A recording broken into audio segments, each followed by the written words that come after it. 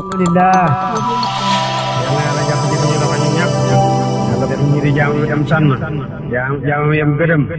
حديثكم فضيلة الشيخ إبراهيم عن العقبات التي تواجه الدعوة الإسلامية في إفريقيا وإلقاء الضوء على طبيعة هذه العقبات يجعلنا نفهم منه أننا نريد لأمتنا الإسلامية تعليما موحدا شاملا ذا فلسفة تهدف إلى تخريج أجيال ممتازة بالقوة تتصف بالأمانة، الأجيال التي تضم مدارسها طلابا يأخذون بنصيب وافر من الثقافة الإسلامية، هذه الثقافة التي تجتمع لأسلوبها ميزات النقد والمقارنة والنظرة إلى الأشياء من خلال المجهر الإسلامي. أحب أن أسأل فضيلتكم عن كيف ننشر مثل هذه الثقافة أو هذا التعليم الإسلامي الواعي بحيث تكون هذه الثقافة سلاحا في يد الأجيال الإسلامية العاملة على وحدة العالم الإسلامي وتنسيق جهوده. طريق ذلك هو توحيد المسلمين أولا، وهذا البيت من غير شك هو الذي يوحد المسلمين.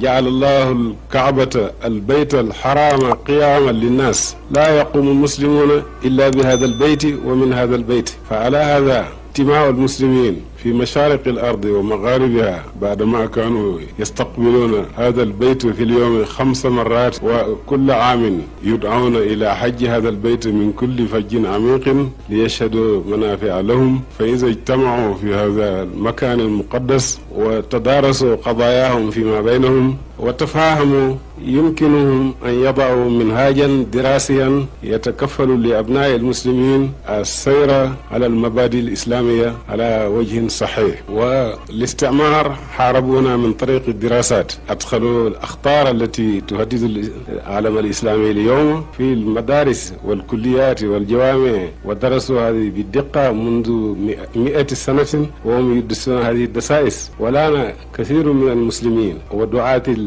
الحق أدركوا هذا، وإذا تجمعوا هنا وتدارسوا هذه القضية يجدون حلا صحيحا، يضعون منهاجا دراسيا نضعها في كل البلاد الإسلامية يسلكوا هذا السبيل الصحيح، فنخلق بهذا جيلا جديدا ينشؤون وفيهم فترة الإسلام صحيح إذا قاموا على الإسلام كما ينبغي. Yàlla ñu Yàlla méngoo ci saayir ak ci baati. Yàlla ñu Yàlla sagal mépp musiba ak bépp balaa. Yàlla ñu Yàlla sagal bépp xay ak borom xaywa. Yàlla ñu Yàlla xiir jëlam bëgg ak jëlam gëdëm. Yàlla ñu Yàlla jox ñëpp seeni càkkutéen.